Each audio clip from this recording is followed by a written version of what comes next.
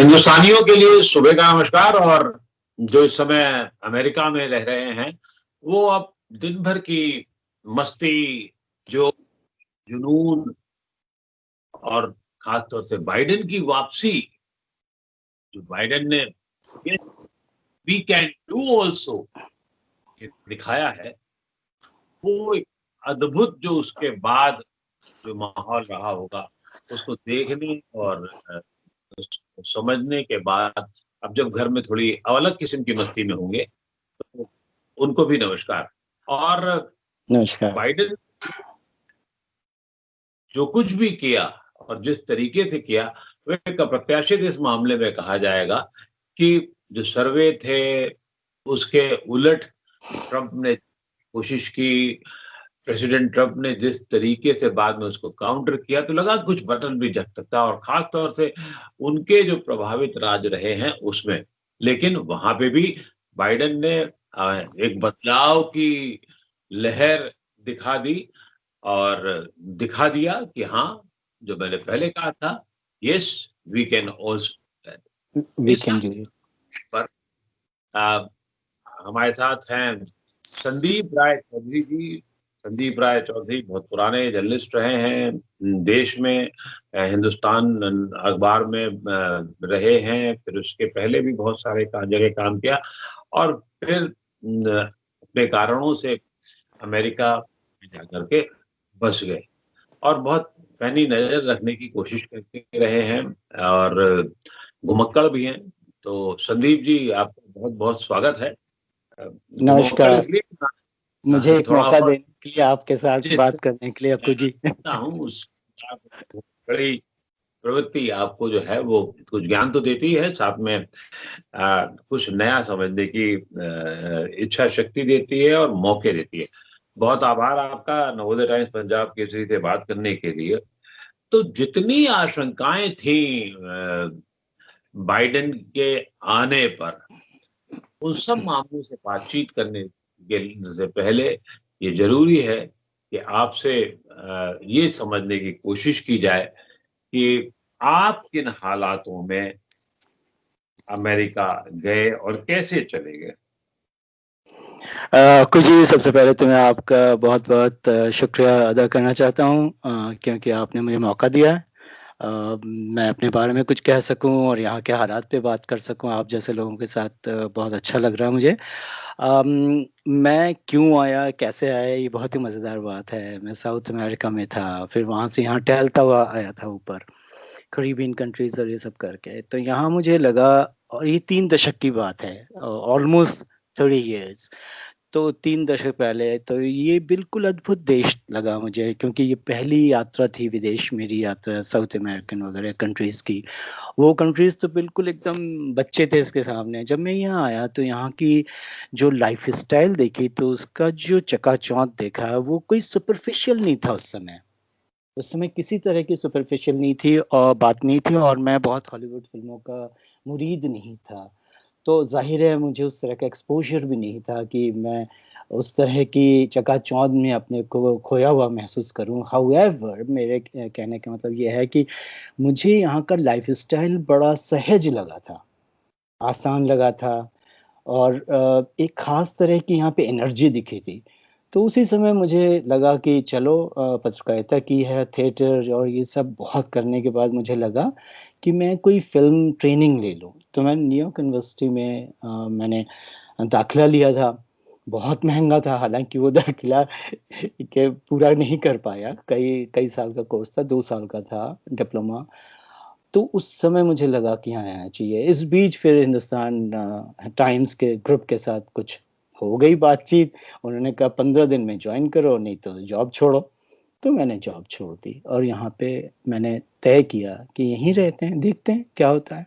ये मेरी छोटी सी यात्रा है, इसके पीछे बहुत से प्लॉट्स हैं, लेकिन उस पर बात ना करें। यही है, मैं इसलिए यहाँ पे रुक गया था। क्या ये इतना सहज था आपका अमेरिका में सेटल होना, या बहुत संघर्ष की कहानी, अपनी किस्से अलग हैं? संघर्ष तो ऐसा है कि 7 साल तक चला था। इतना संघर्ष था और कोई आसानी नहीं थी। ऐसे ऐसे दिन थे कि मतलब माय हार्ट burst out, मतलब मैं रोने की कोशिश करके भी रो नहीं पाता था। मतलब इतनी तकलीफें होती थी शुरू में, क्योंकि यहाँ तो सब कुछ व्यावहारिक है ना, सब कुछ यहाँ कोई नहीं था, मैं अकेला। तो ज़ाहिर है आप दर-दर भटकते हो और जॉब करते हो, छोटे-बड़े सारे जॉब। और इत्तेफ़ाक था हम जैसे इंडियंस के लिए कि आप पीछे एक बहुत ग्लैमर की दुनिया छोड़ के आए हो। मेरे लिए तो था। जिस कदर मेरा वहाँ पॉपुलैरिटी थी हिंदी जर्नलिज़्म में और आर्ट कल्चर के फ़ील्ड में, उस पॉपुलैरिटी को छोड़ के यहाँ पे मिनिमम से भी आधे वेजेस पे काम करना और उस संघर्ष को करने के लिए ए एनॉर्मस अमाउंट ऑफ करेज की ज़रूरत होती थी। और करेज का कोई पुश नहीं था यहाँ पे, कोई ड्राइव नहीं थी। ड्राइव आपकी अपनी ज़िंदगी ही थी, वही आपको ड्राइव देती थी और तो कोई था नहीं मेरा। और मेरे मित्र थे जिनको मैं ह्यूज पैसे की बिल फ़ोन के लेकर भी फ़ोन उनसे यहाँ पे उस समय साढ़े $2.5 पर मिनट था 90s में और एक ही फ़ोन लाइन थी। तो तब भी मित्रों से बात करता था। जो वो कड़ी थी, जो मित्रों की कड़ी थी, वो हमेशा बनी रही और उनसे मुझे एनर्जी मिलती रही और उन्होंने मुझे प्रोत्साहित किया कि भई अब जब फँस गए हो, किसने कहा था तुम्हें जाने के लिए? तो फिर रहो वहाँ पे, रहो। तो वो बहुत ईज़ी नहीं था, ईज़ी नहीं था।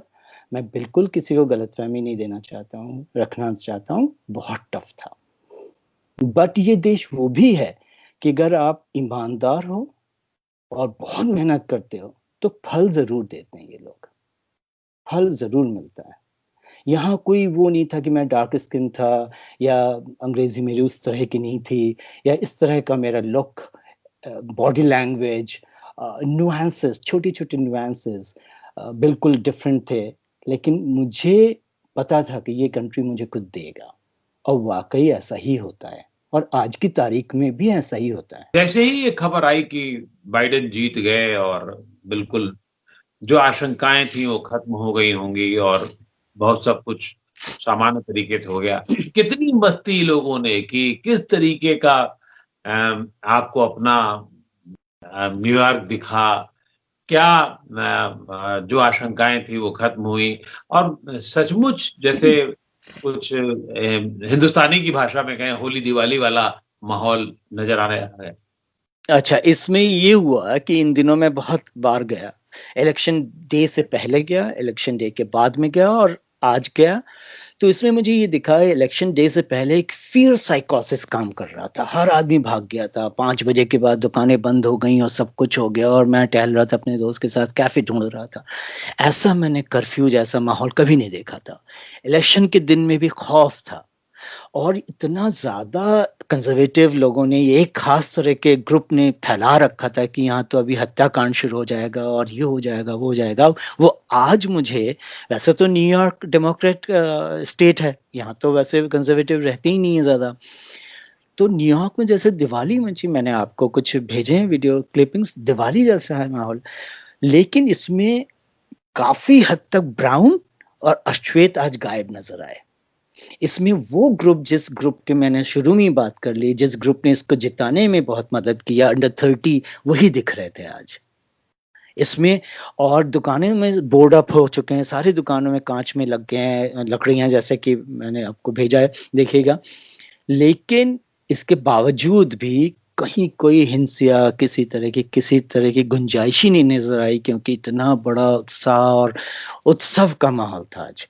लेकिन ये जो फियर साइकोसिस जैसे ट्रंप ने फैलाया था कि ये बाइडेन के आते ही देश बर्बाद हो जाएगा, खत्म हो जाएगा, कम्युनिस्ट आ जाएंगे, राज करेंगे, वैसा कहीं कुछ नहीं था और ना होगा आने वाले दिनों में। हिंसाएं हो सकती हैं इधर उधर, कभी मिड वेस्ट में हो जो हमारा रेड एरिया है पूरा रिपब्लिकन का, आने वाले दिनों में शायद हो, लेकिन अभी तो ऐसे कोई गुंजाइश नहीं है।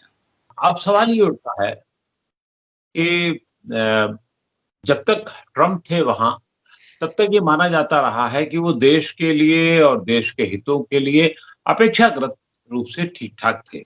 बीच बीच में कुछ उनके कारगुजारी ऐसी होती थी जिसपे लोग कुछ मजाक होता था, कुछ और चीजें होती थी, कुछ लगता था कि पता नहीं क्या कह रहे हैं और क्या हो रहा है। लेकिन अब बाइडेन के आने के बाद में ऐसा आप क्या महसूस करते हैं? आप ऐसे लोग जो वहाँ ऑलरेडी एस्टेब्लिश्ड हैं और 30 साल से हैं लगभग, और जो नए बच्चे हैं, जो और युवा हैं, जो अमेरिका जाना चाहते हैं अच्छे भविष्य के लिए, पढ़ने के लिए, वहाँ नौकरी के, बाकी और चीज़ों के लिए, तो दोनों ही लोगों के लिए अलग-अलग बताइए। ख़ास तौर से आप ऐसे लोग जो इंडियन ओरिजिन के हैं और वहाँ रह रहे हैं इतने साल से, उनके लिए बाइडेन कैसे हैं? और फिर बाद में ये बताइए कि जो लोग आना चाहते हैं, उनके लिए वो कैसे रहेंगे? अच्छा, इसको मैं इस तरह से भी कह सकता हूँ आपको कि जी मेरे जैसे लोग जो कि ऑलरेडी यहाँ पे फ्यू डेकेड्स यहाँ कई दशकों से रह रहे हैं, तो वो तो ऑलरेडी डिवाइडेड हैं, डेमोक्रेट्स, रिपब्लिकन्स। अब तीसरी फोर्स एक हो रही है, कुछ सालों पहले टी पार्टी थी, अब तीसरी फोर्स सैंडर्स ने क्रिएट किया है, बर्नी सैंडर्स ने। उसमें मेरे बच्चे जैसे हैं जो कॉलेज आउटगोइंग है, जो लेफ्ट लीनिंग सोशलिस्ट और थोड़ी सी more progressive, more aggressive progressive उस एटीट्यूड के हैं। तो ऑलरेडी देश तो बटा हुआ है पहले से ही, तो इसमें किसी को कोई फर्क नहीं आएगा। इसमें जो फर्क आने की गुंजाइश है वो है थर्ड पार्टी जो कि यंग है। आज मैं जब शहर में सारा कई घंटों तक घूमता रहा, तो आज मुझे लगा कि हम जैसे, तो मैं तो मकसद से गया था, लेकिन हम जैसे लोग थे ही नहीं, अंडर 30 थे सब, सारे लोग। तो जो इस समय बाइडेन के आने से फर्क पड़ेगा, मैसिव लार्ज स्केल पे फर्क पड़ेगा सोसाइटी पे और साइकोलॉजिकली, इंटेलेक्चुअली, वो है अंडर 30 के लोगों को फर्क पड़ेगा। हम जैसे लोग जो ऑलरेडी स्टैब्लिश हैं, जिनके ब्रैकेट सब तैयार है टैक्सेस के, उन पे क्या फर्क पड़ेगा? ट्रंप आया था तो भी वही टैक्स के हेर फेर इधर उधर थोड़े से होते हैं, और जब डेमोक्रेट्स आते हैं तो भी टैक्स के और बेनिफिट्स के हेर फेर थोड़े से होते हैं। बेसिक मुद्दा होता है यहाँ पे हेल्थ का, और बेसिक मुद्दा है कि जो यहाँ पे जो रिटायरमेंट के बाद के पैसे की है, ये सब बेसिक मुद्दा होता है। लेकिन उसमें कोई बहुत बड़ी मैसिव चेंज नहीं आता है। पॉलिटिकली रिटोरिक ऐसी होती हैं, पॉलिटिकल सीन ऐसा होता है, कोर्स ऐसा होता है, ऑप्टिकल्स ऐसे होते हैं उसके, और पूरा जो ऑर्केस्ट्रेटेड पॉलिटिकल मूवमेंट और कैंपेन होता है, उसमें लगता है कि पता नहीं क्या हो जाएगा। 4 साल से ट्रंप थे तो ऐसा कुछ भी मैसिव हमको फर्क नहीं पड़ा था, लेकिन हम जैसे लोग उसको निकालने के लिए तैयार इसलिए हो गए हैं कि वो बहुत ही झूठा आदमी था। और दुनिया में ऐसे बहुत से नेता हैं जो अफ्रीका वगैरह दूसरे कंट्रीज में बहुत हैं, जो मुंह पे झूठ बोलते हैं। तो जो ये मूवमेंट चला था, ये सिर्फ ट्रंप के रेसिज्म की वजह से नहीं था, उसकी ऑब्सनिटीज के लिए भी बहुत परेशान थे लोग। इतना ऑब्सीन, किसी को रेस्पेक्ट नहीं करता, किसी को 2 हफ्ते नौकरी दे के निकाल देता है। शुरू में लगा कि ब्यूरोक्रेसी को टाइट कर रहा है, भाई आप जब कैबिनेट बुलाते हो, कैबिनेट तय करते हो, और फिर नेक्स्ट 2-3 हफ्ते, 1 महीने में आपके पास से कैबिनेट के सेक्रेटरीज चले जाते हैं, ऐसे क्यों होता है? तो पहले लगता है कि वो ब्यूरोक्रेसी को टाइट कर रहा है क्योंकि बिजनेस का आदमी है। बाद में पता चला कि इतना नार्सिसिस्ट है, अपने को इतना प्यार करता है, ईगो, इतना ब्लोटेड ईगो है, इतना बड़ा ईगो है कि अपने सामने किसी को समझता ही नहीं है। तो उसको निकालने का ये मूवमेंट था, और बाइडेन के आने से हमें बहुत कोई फायदा नहीं हो जाएगा, लेकिन एक फायदा नजर आ रहा है। वो जो ओबामा केयर है, जिसे ओबामा केयर नहीं कहना चाहिए, वो हमारा मेडिकेयर का सिस्टम है, उसको अब ऊपर से जड़ से उखाड़ने की तैयारियां जो चल रही थी कंजर्वेटिव्स की, वो उतना पॉसिबल नहीं होगा। इसके अलावा कोई बहुत बड़ा फायदा तो नहीं होने वाला है। एक फायदा और है, फॉरेन पॉलिसी। जो डेमोक्रेट की फॉरेन पॉलिसी होती है, वो होती है धीरे चलने की, सोफिस्टिकेटेड होती है, बैलेंसिंग एक्ट करते हैं, और प्रोग्रेस करता है धीरे धीरे।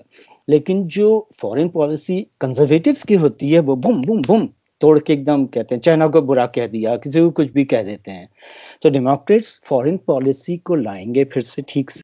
और सबसे बड़ा जो बाइडेन के आने से फायदा होगा, थोड़ा सा मुझे, मेरी नजर में वो बहुत जरूरी है, यूरोप को साथ लाने का, कनाडा को साथ लाने का, मेक्सिको साथ लाने का। अमेरिका अकेला नहीं रह सकता यूरोप से झगड़ा करके। कनाडा से झगड़ा करके, मेक्सिको झगड़ा करके। तो ये जो फॉरेन पॉलिसी होती है उसको फिर से रिवाइव करेंगे ये लोग। और खास तौर से ये जो मैं बात कंट्रीज की बात कर रहा हूँ, मैं इसमें इजराइल, अफ्रीका और इजिप्ट और टर्की और यूएई की नाम नहीं लूंगा, और साउथ ईस्ट एशिया और साउथ का जो इंडिया है, इंडिया का बड़ा बैलेंस रहता है किसी भी दोनों सरकारों के साथ। मेन चेंजेस आएगा बाइडेन के बाद यूरोप के साथ का। लेकिन और हम जैसे लोगों के लिए, हाँ अच्छा, नए लोगों के लिए ये होगा कि जो बर्नी सैंडर्स का जो चार्टर था, जो एजेंडा था, अगर वो कमला हैरिस और बाइडेन, क्योंकि कमला हैरिस थोड़ा पुश करेंगी, वो नई है ना, बहुत ही यंग है, वो शायद पुश करें। और बाइडेन समझते हैं सैंडर्स की पीड़ा को, उसकी जो एग्नी है, एंगस्ट है, क्योंकि वो कॉलेज फ्री करना चाहते हैं, एजुकेशन फ्री करना चाहते हैं, और कई चीजें उनकी सोशलिस्ट करीब की हैं, सोशलिज्म के करीब की हैं। सोशलिस्ट वो नहीं है कोई यहाँ पे मार्क्सिस्ट और लेनिनिस्ट और कम्युनिस्ट नहीं है, लेकिन इस आदमी ने उनको इतना कह मारा है कि ये तुम्हारे देश को खा जाएंगे सोशलिज्म लाके। लेकिन वो सर्टेन काइंड ऑफ छोटी छोटे से तरीके हैं जो एजुकेशन में फ्री करने की, सैंडर्स की जो बात है वो उसमें फर्क आने की गुंजाइश है। पहले कुछ महीने तो इनको सत्ता लेने के बाद कट जाता है, कैबिनेट तैयार करते हैं, 2 साल ये काम करते हैं, तीसरे साल कैंपेन में लग जाते हैं, 4 तो साल होते हैं इनके पास। तो मैं चूंकि यहाँ 30 सालों से रह रहा हूँ, इतने लोगों को वोट दिया है, इतनी सरकारें देखी है मैंने, मेजर इलेक्शन के बाद कोई चेंज नहीं आ जाता है। इलेक्शन से पहले जो हवा चलती है वो यहाँ के जो हरिकेन की तरह है, वो कैटेगरी 5-7 आते आते कैटेगरी नीचे होता जाता है बाय द टाइम। तो जो इलेक्शन का कैंपेन का होता है वो बड़े हाई नोट पे होता है, हाई पिच पे होता है, एवरीथिंग इज जस्ट लाइक आज ही खत्म हो जाएगी दुनिया। और जैसे ही सत्ताएं आती हैं तो सारा अपना एक सटल वे में चलने लगता है, और बैक सीन के डील होने लगते हैं, आपस में बात चलने लगती है, सब कुछ होने लगता है। तो इस तरह का फर्क पड़ेगा। और तो मुझे तो नजर नहीं आता है कि किसी की कटौती हो जाएगी, किसी का कुछ होगा, कुछ नहीं होगा। और अभी तो बाइडेन का जो फोकस होगा वो इकोनॉमी और पैंडेमिक है, कोरोना है, और तो कुछ है ही नहीं उनके पास अभी फोकस, जैसा कि मुझे लगता है।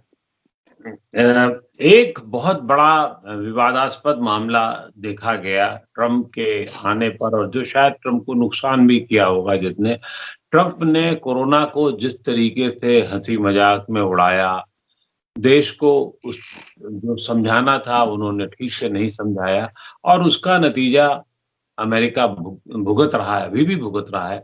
आज भी न्यूयॉर्क में जो केसेस के नंबर्स हैं वो अब लाखों में हैं। हाँ। और 1.25 लाख मेरे ख्याल से परसों थे, आजकल में क्या है, स्थितियां क्या हैं। तो इससे भी लोगों को नेशन वाइड है, सिर्फ न्यूयॉर्क में नहीं। हाँ हाँ, पूरे नेशन में 1.25 लाख पूरे नेशन में थे। तो क्या इससे भी लोगों में गुस्सा था कि ये अपनी जीत, अपने नाटक और अपने तमाशे के लिए ऐसा किया जा रहा है, और मतलब उसको गंभीरता से नहीं लिया गया, जिसकी वजह से दिक्कत हुई। न्यूयॉर्क का क्या मतलब, मेरा वह था कि न्यूयॉर्क में ज्यादा इफेक्टिव है। मैं समझ सकता हूँ इसको। मैं इसको इस तरह से कैटेगराइज करके एनालाइज करना चाहता हूँ कि यहाँ पे जो एज ग्रुप है, जो गोरे और काले ओल्डर एज हैं, 60+ के लोग हैं, उन्होंने तो जम के इसके अगेंस्ट वोट डाला है पैंडेमिक की वजह से, क्योंकि वो पड़े हुए हैं अपने अपने ओल्ड एज होम में और किसी दूसरे पर आश्रित हैं, और आप मजाक उड़ा रहे हो उनका, तो वो वोट जो उससे मिले हैं। फिर आता है रेस के वोट, क्योंकि इसने रेस को इतना ही वो कर रखा था, जबकि खुद रेसिस्ट नहीं है। मैं कतई नहीं मानता हूँ डोनाल्ड ट्रंप जैसा आदमी रेसिस्ट है, क्योंकि उसे तो माल बेचना होता है, वो दुनिया के हर जगह को, हर कोने में चला जाता है, उसको किसी नस्ल और किसी से क्या मतलब है, उसे तो पैसा चाहिए था। तो मैं नहीं मानता हूँ, लेकिन चूंकि हालात पिछले 1 सालों से रेस रिलेटेड बहुत खराब हो चुके थे, तो उसके वोट मिल गए। और यंग लोगों के जो वोट थे, जो कि हिलरी क्लिंटन को नहीं मिले थे बर्नी सैंडर्स के वोट। या आपको बहुत कुछ पता होगा कि हिलरी क्लिंटन क्यों हारी, बहुत सारे फैक्टर्स। उसमें ये था कि बर्नी सैंडर्स ने इस कंट्री को इस तरह से मोल्ड किया था कि उसको ही होना था, लेकिन अनफॉर्चुनेटली दिया नहीं गया था, उसे नॉमिनेशन नहीं हुआ था। तो उसके वोट 16 में गए नहीं। 16 के बाद इस समय वो वोट बाहर निकला, वो 3 कैटेगरी हो गए। तो पैंडेमिक तो था ही एक रीजन, और पैंडेमिक को अगर ये नहीं संभालता, जैसे कि इंडिया में था ये उन दिनों, और जबकि उसे पता था कि ये देश डूबा जा रहा है, फरवरी में ये इंडिया में घूम रहे थे ट्रंप, तो जबकि यहाँ तो केसेस पिछले साल से शुरू हो गए थे। लेकिन इसका पैंडेमिक का मजाक उड़ाना लोगों के सेंटिमेंट में बहुत लगा है। सेंटिमेंट में, आप कोविड होता है, आप अस्पताल जाते हो, 2 दिन बाद आप सीक्रेट सर्विस के गाड़ी में बैठ कर सबको हाथ हिलाते हुए घूमते हो अस्पताल के सामने। क्या बना रखा, मजाक बना रखा है? ये आपका शो है, अप्रेंटिस शो है कि आप 2 मिनट में निकलते हो, hi baby how are you कह के चले जाते हो अंदर। तो इसका पैंडेमिक को इसने संभाला नहीं, that was not the big deal. The problem people were hurt, उनको बहुत बुरा लगा कि तो मजाक उड़ा रहा। जब देखो कहता है, मैं तो ये मास्क को उछाल उछाल के कहना कि, और बाइडन के लिए कहना वो हर समय मुंह बंद करके रखता है। इस तरह का जो मजाक इसने पैंडेमिक के रिलेटेड अपने स्वार्थ के लिए फैलाया था, कॉन्स्पिरेसी थ्योरीज फैलाई थी, उससे लोग बहुत हत हुए थे, आहत हुए थे और बहुत गुस्से में थे। कमला हैरिस का चुना जाना अपने आप में बहुत महत्वपूर्ण है, और इससे इंडियन समुदाय इसलिए बहुत खुश है कि चलो एक बड़े पद पर भारतीय समुदाय की, जो कभी भारत से अमेरिका गई और वहां पर उन्होंने बड़ा स्थान पा लिया है, अब वो इससे वो यहीं पैदा हुई थी, यहीं पैदा हुई थी कमला, यहीं पैदा। हाँ, एनीवेज बोलिए। तो क्या इससे कोई फर्क पड़ने वाला है, या ये सिर्फ अपनी इच्छाएं हैं, आपको बहुत अच्छा लगता है, बस इतना ही है मामला? तो अब इससे पहले तो निकी हेली आई थी, उससे पहले बॉबी जिंदल आए थे, उससे उसके साथ ही साथ निकी हेली, बॉबी जिंदल, एक और नाम मैं इस समय भूल गया, है ना? तो सभी थे, और सभी बॉबी जिंदल तो खैर पैदा भी नहीं हुए थे। तो सवाल इस बात का नहीं है कि कोई इंडियन मूल का, आधा इंडियन मूल का यहाँ आ गया है तो वो पता नहीं क्या महान काम करेगा। ये तो हमारे इमोशनल कनेक्शन है, हम उससे कनेक्ट हो गए। कमला एक तो नाम ही है, कमला, राइट? बहुत ही कॉनोटेशन इसका, ब्यूटीफुल लिरिकल कॉनोटेशन है जो हमारे शास्त्रों से लेके हमारे जीवन में कमला, राइट? तो वो अचानक अटैक करता है आपको। नाम बहुत माने रखता है। जो तो यहाँ पे हम लोग कहते हैं स्वीट जो, मतलब किसी को भी जो बोलते हैं, राइट? तो नाम का कॉनोटेशन आपको अटैक करता है इन एन पॉजिटिव वे और इन अ नेगेटिव वे। तो ये जो दोनों नाम है, जो और कमला, ये दोनों एक तो उस तरह से जुड़े, और हम जैसे समुदाय के, हमारे समुदाय में ये लगा कि ये पता नहीं क्या हो गया, लेकिन ऐसा नहीं है। इसके पीछे पॉलिटिक्स ये थी, अफ्रीकन थी वो, इंडियन। जब इसका चयन हुआ था वाइस प्रेसिडेंट के लिए, मेरा मानना है व्यक्तिगत तौर पे कि 10% भी उन्होंने ये नहीं सोचा था कि भारत जैसे बड़े प्रजातंत्र की तरफ से आने वाली को हम चुन रहे हैं। उनका ये था, पूरी दुनिया में हम दिखाएंगे हमने काली औरत को चुना है। आई शुडंट से इन दैट वे, मतलब अश्वेत महिला को चुना है। पूरी दुनिया को हमें दिखाना है कि हमने एक महिला चुना है और अश्वेत है, और 10% रहा होगा कि चलो भारत जैसे प्रजातंत्र की एक महिला को चुन रहे हैं। वो उल्टा हो गया इन टर्म्स ऑफ, सबको लगा कि अच्छा भारतीय को चुना गया। तो जिसका जिस प्रिज्म से देख रहा है, जिसका जो पर्सपेक्टिव है, वो वैसे ही देख रहा है। जो हम देख रहे हैं, हम मतलब मैं नहीं, मतलब इंडियंस वो सोच रहे हैं कि कमला हैरिस को इसलिए चुना गया, ऐसा नहीं है। उसका अश्वेत होना ही एक बड़ा कार्ड उसने फेंका था जू ने, और बहुत ओडेसिटी थी, उसकी हिम्मत थी कि उसने उसको चुना, वरना तो 2-3 और महिलाएं थी, उनको चुनता वो। बिल्कुल। इंडियन डियास्पोरा जो है वो अमेरिका में बहुत सक्सेसफुल है, और शायद ज्यूइश कम्युनिटी के बाद सबसे ज्यादा माना जाता है इनकम वगैरह में। तो आपको क्या लगता है कि वो क्यों इतना सक्सेसफुल होते हैं वहां अमेरिका में? अच्छा, इसमें मैं इसको दो भाग में बांट दूंगा, इसको इजी कर दूंगा थोड़ा सा, कि जूइश और इंडियन कम्युनिटी यहाँ इंटेलेक्चुअली बहुत हाई है. Most intellectually bright communities are Jewish and Indian. However, जो पैसे का है उसमें तो बहुत दूसरे कम्युनिटीज भी बहुत पैसा रखते हैं, सिर्फ इंडियंस नहीं है उसमें. इस समय तो न्यूयॉर्क सिटी में सबसे ज्यादा पैसा बांग्लादेशियों के पास है, अगर देखा जाएगा तो. अगर आप एक्यूमुलेट करेंगे तो बांग्लादेशियों के पास बेहद पैसा है इस समय, और नई कम्युनिटी है. लेकिन इंटेलेक्चुअली ज्यूइश के बाद इंडियन कम्युनिटी आती है. तो आपका पहला सवाल था ये, और दूसरा क्या था, फिर एक बार रिपीट कर दें. मतलब क्यों ऐसा है, क्यों ऐसा है? हाँ, क्यों ऐसा, मतलब इतना मान सम्मान है उसमें, सबसे ज्यादा कमाने वाले लोग हैं वो लोग, तो वो क्यों इतना सफल हैं? अच्छा, इसका ये है कि 60s 70s में जब वीजा दिए जा रहे थे 50s 60s से, तो ब्रेन ट्रेन हुआ था, आपको ये तो अच्छी तरह पता है. और इंडिया से इंटेलेक्चुअल्स आ गए थे सारे. तो जब वो इंटेलेक्चुअल यहाँ पे, चाहे नासा हो, डॉक्टर्स हो, इंजीनियर्स हो, और MIT हो, जब वो यहाँ कब्जा करने लगे, तो उसके बाद उनकी नस्लें, जो आने वाली पीढ़ियां थी, वो सिर्फ इंटेलेक्चुअली हुए, पढ़ाई लिखाई में गए. बिजनेस कम्युनिटी तो शुरू हुई थी गुजरातियों और पंजाबियों के साथ, जो कि 80s से शुरू हुआ. ज्यादातर मैं बहुत प्रिसाइसली डेट नहीं कहना चाहता हूँ, लेकिन एक डेकेड्स की बातें कर रहा हूँ कि 70s, लेट 70s 80s में पंजाबी और गुजरातियों का आना तो वो पहले से था. लेकिन जो बिजनेस में कैप्चर करना, बिजनेस को और अपने हाथ में करना, ये तब से हुआ. और मेहनत तो करते हैं यहाँ आके, भाई यहाँ आके तो आप बिना मेहनत के काम नहीं होगा, और ये बहुत करते हैं. ऐसे में मैं बहुत पिन पॉइंट नहीं कर रहा हूँ, लेकिन एक साधारण वे में कह रहा हूँ कि स्पेनिश और जो अश्वेत हैं यहाँ के, वो मेहनत उतनी नहीं करते हैं जितने हमारी कम्युनिटी करती है.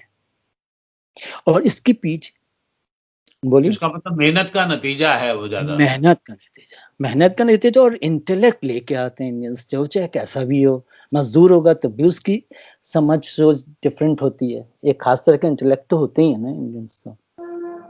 हम भारतीयों की एक अजीब सी स्थिति है, जैसे कमला के वाइस प्रेसिडेंट इलेक्ट के बारे में है कि साहब भारतीय हो गई तो बड़ा खुश हो गए, अरे बहुत लड्डू मिलने वाले हैं आपको, है ना.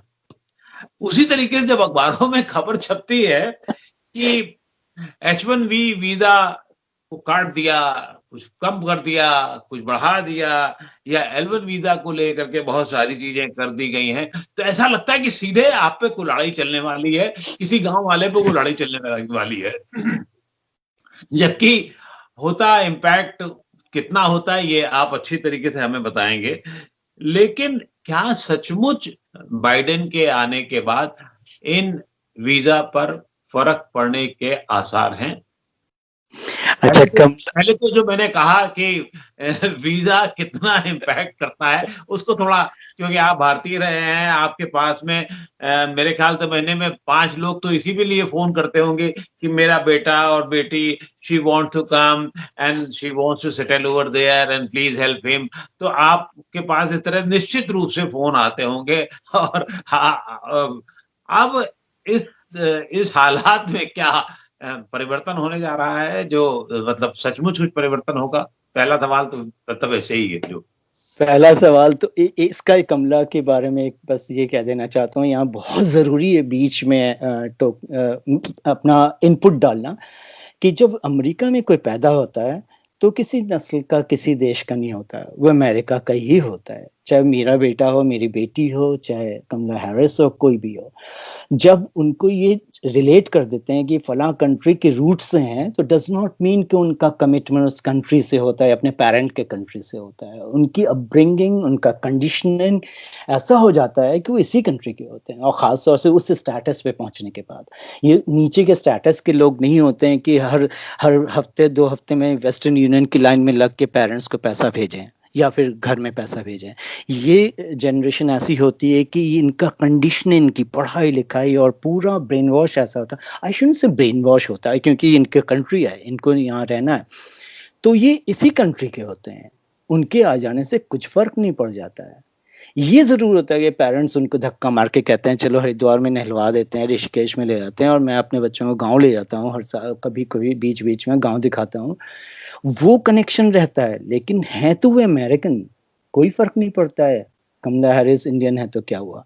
एक तो ये, दूसरा, बाइडेन आके वीजा पॉलिसीज कुछ नहीं चेंज करेंगे। हो सकता है कि वीजा पॉलिसीज को जो ट्रंप ने किया उसको रिवर्स करेगा। ट्रंप ने क्या किया था, ट्रंप ने कुछ इंडियन कम्युनिटी में और कुछ लोगों में बहुत खुशी मनाई गई थी इस बात की कि उन्होंने स्पाउसल वीजा, H1 पे आते हैं लोग, उनके स्पाउस भी। अच्छा, इत्तेफाक है कि इंडियन H1 पे जो आता है वो इतनी हाई सैलरी लेके आता है, उसकी बीवी भी तो बीटेक और एमटेक और ये सब होती हैं और इस तरह, तो बीवियों को भी काम था। ट्रंप ने वो बंद कर दिया, स्पाउसल वीजा। ना आप आए हो, आप काम करो और अपने फैमिली को पालो, क्योंकि आपकी सैलरी इतनी अच्छी है, और आपका स्पाउसल वीजा हम हटा रहे हैं, है ना, चाहे वो मेल स्पाउस हो या फीमेल। ट्रंप ने एक चीज और ये यहाँ पे वो बहुत पसंद किया गया था, डेमोक्रेट्स ने भी पसंद किया था, नॉन पॉलिटिकल एरिया में जाके, स्पेक्ट्रम में जाके ट्रंप ने कहा कि अब 1,20,000 से कम की सैलरी किसी को नहीं H1 में मिलेगी। यहाँ के लोग, खासतौर से इंडियन एम्प्लॉयर्स, 1,20,000 या 1,50,000 कह के 75-80 पे रखते थे। ये खेल था। तो ट्रंप, स्पाउसल वीजा था तो दोनों कमा लो। ट्रंप ने कहा कि अब तो आपको सैलरी 1,20,000 से शुरू होगी, तो आपको तो स्पाउस रखने की, स्पाउस को सैलरी देना ही नहीं है किसी और एम्प्लॉयर को, आपको क्यों जॉब चाहिए, आप पालो। $1,20,000 कट कटा के जो भी मिले, ह्यूज अमाउंट है यूएस में, अभी भी आज की तारीख में भी ह्यूज अमाउंट है। तो वो शायद बाइडेन सोचे कि यार स्पाउसल वीजा दे दो, काहे झगड़ा करना किसी से। और वो स्पाउसल वीजा इंडियंस और इंडिया में शोर मचा था, लेकिन वो सबके लिए था। वो पाकिस्तानी हो, बांग्लादेशी हो, नेपाली हो, कहीं का भी स्पाउसल वीजा तो स्पाउसल वीजा था। उसने तो किसी कैटेगराइज नहीं किया था कि इंडिया के स्पाउसल वीजा को मैं बंद कर रहा हूं। तो ये तो पॉलिटिकल चीजें न्यूज मीडिया जैसे भी कर देती है, तो वो चेंज शायद करेगा, थोड़ा रिवर्स करेगा, out of grudge, out of many interest. Lobbying भी होती है, अगर इंडियन लॉबी ने काम अच्छा किया तो बाइडेन चेंज करेगा, वरना कोई फर्क नहीं आएगा। H1 पे नहीं आएगा। L1, जब मैंने L1 लिया था तो L1 बिल क्लिंटन ने चुपके से चेंज कर दिया था, कोई शोर नहीं मचा था उस समय, और वो डेमोक्रेट था और प्रो इमिग्रेंट था। लेकिन L1 के सारे पर्क काट दिए थे उसने, और इतना ड्रास्टिकली चेंज कर दिया था L1 को कि कहने की आदमी, कोई शोर नहीं मचा, क्योंकि उन दिनों हालात डिफरेंट थी। वो 90s की बात है, इकोनॉमी बूम कर रहा था, उसका कैरिज्मा था, बहुत करिश्मा उसके अंदर था, तो वो उस समय किसी को शोर ही नहीं मचा। लेकिन H1 की शोर मचा था, बहुत शोर मचा था। तो फर्क बहुत नहीं पड़ेगा। क्या ग्रीन कार्ड होल्डर्स जो है, या जो वहां लोग रह रहे हैं, वो तो सेटल्ड जो लोग हैं, जैसे आप चलो पासपोर्ट आपके पास है तो आपको तो कोई फर्क नहीं पड़ता, लेकिन green card holder Indian community जो है, उन पर किसी एक्स के आने, किसी ट्रंप के जाने से कोई फर्क पड़ता है, या अब पड़ने की आशंका या उम्मीद है? बाइडेन के आने के बाद कोई उम्मीद नहीं है किसी तरह की कोई, क्योंकि ये लोग छेड़ते नहीं है इमिग्रेशन रिलेटेड कोई भी काम। डेमोक्रेट्स लोग बहुत डिफरेंट ढंग से करते हैं, ऐसे करेंगे कि किसी को पता ही ना चले, करते हैं बहुत ड्रामेटिक चेंजेस। इमिग्रेशन लॉज जितने ज्यादा, इतिहास बताता है यहाँ का, जितने ज्यादा इमिग्रेशन रिलेटेड लॉज पास किए हैं डेमोक्रेट प्रेसिडेंट्स ने किए हैं, रिपब्लिक ने तो बहुत कम किए हैं। तो वो बड़े सटल वे में करते हैं, बड़े डिफरेंट ढंग से। तो अभी तो कोई फर्क नहीं पड़ेगा, ग्रीन कार्ड जैसे हैं वैसे ही रहेंगे। लेकिन यह है कि ट्रंप के आने से इन पे पुश कर रहा था वो इन बातों को, बहुत सारी चेंजेस उसने भी नहीं किए हैं। वो कहता ही था कि करूंगा करूंगा, तो कोर्ट में चले जाते हैं लोग, तो हर दिन मुंह उठाए। चलिए, बहुत बहुत आभार आपका कि थोड़े इंटरेस्टिंग पॉइंट्स के साथ में इसको पूरी बाइडेन की जीत को समझने का, और अमेरिका और अमेरिकन के स्वभाव की साइकोलॉजी, उसके मनोविज्ञान, मुझे पता है कि साइकोलॉजी आपका विषय रहा है, और इसलिए और भी अच्छा है। तो बहुत बहुत शुक्रिया नवोदय टाइम पंजाब केसरी पे बात करने के लिए।